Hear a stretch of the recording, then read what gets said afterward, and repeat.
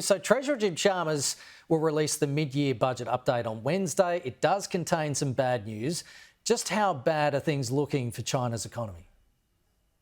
Well, China's economy has been disappointing since the end of the pandemic.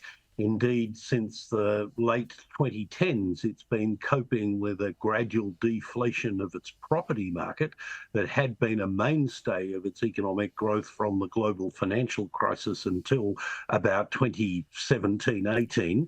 And then, of course, the pandemic lasted longer in China than in any other major economy.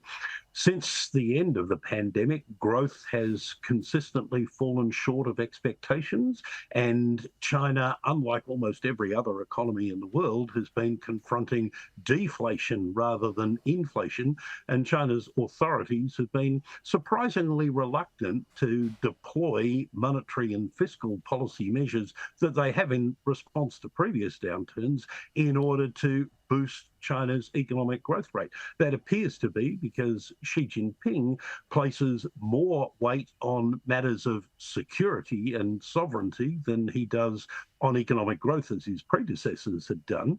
And in some ways, it's surprising that the impact, the consequences for Australia of this persistent weak performance on the part of the Chinese economy haven't impacted Australia's commodity exports sooner than they are now starting to do. Australia's done remarkably well over the past couple of years, from unexpectedly high iron ore, coal and LNG prices, notwithstanding the weakness in the Chinese economy, but that now seems to be washing up on our shores in a more full-blooded way, and we'll see the impact of that in the mid-year economic and fiscal outlook when Treasurer Chalmers releases it on Wednesday, in the form, we're told, of an $8.5 billion reduction in the forecast of company tax collections for this financial year, for example, and that will probably continue into the other 3 years of the 4-year forward estimates period. That $8.5 billion drop in company tax receipt revenue, what's the main driver behind that? Well, the mining companies are amongst the most profitable businesses in Australia. They do typically pay the full 30 cents in the dollar of profit to the government in company tax. So if their profits are downgraded significantly as a result of lower prices for iron ore, and to a lesser extent for both types of coal, then that inevitably has a significant impact on the company tax revenue that the government would otherwise collect.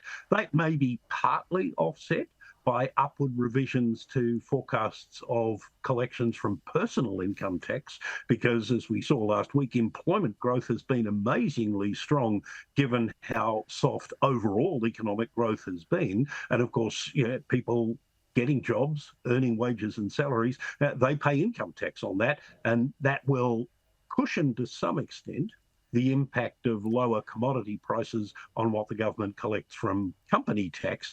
But overall, it's likely that the budget deficits that have been forecast for the current financial year and the 3 following ones, in contrast to the surpluses that have been recorded in the 2 past years, that those budget deficits will probably now be bigger than had been forecast in the last budget that was brought down in May. The Treasurer has unveiled his picks for the new specialist interest rate setting board. What's your reaction to the announcement last hour? I think he's right to say that these are credible appointees who will bring needed skills to the task of setting Australia's interest rates. I don't think you can make any judgment as to whether these 2 new appointments make it more or less likely that the Reserve Bank will cut interest rates in the first half of next year, or when they might do it. But they, in the case of Ms. Fry McKibben, she is one of Australia's foremost academic economists. She was one of the 3 people who conducted the review of the RBA that led to the creation of this separate monetary policy committee. The other appointment, Marnie Baker, I don't know much about personally, but she's been a successful leader of a successful financial institution. And as the Treasurer says, she will bring to the new committee's deliberations knowledge of conditions in regional Australia that the existing members probably can't do. So, I think they are both credible appointments, and the Treasurer has made good choices. How do you reflect on Tim Pallas and his 10-year reign as Treasurer of Victoria after he announced his retirement from politics today? Well, as your Victorian reporter Simon said just a few moments ago, Tim Pallas is widely acknowledged as being a decent person, and I would agree with that from the limited contact that I have had with him. But he has presided over a significant deterioration in Victoria's financial position. Victoria now has, or will have by 2028, the last year of the most recent budget for which he's been responsible, public sector debt of in excess of 220 billion, compared with around 35 billion when he first took up the job. Now, some of that was the inevitable consequence of Victoria's experience of COVID, which was worse economically and in other ways than other states. Of course, that was in turn in part because of choices Victoria made as to how to handle the pandemic that were different from those made by other states and territories. But during Mr. Pallas's time as Treasurer of Victoria, Victoria has also embarked on an extraordinarily ambitious infrastructure spending program, which in at least some respects, though not personally the fault of the Treasurer, have been poorly planned and executed and subject to very substantial cost blowouts that have added to the debt.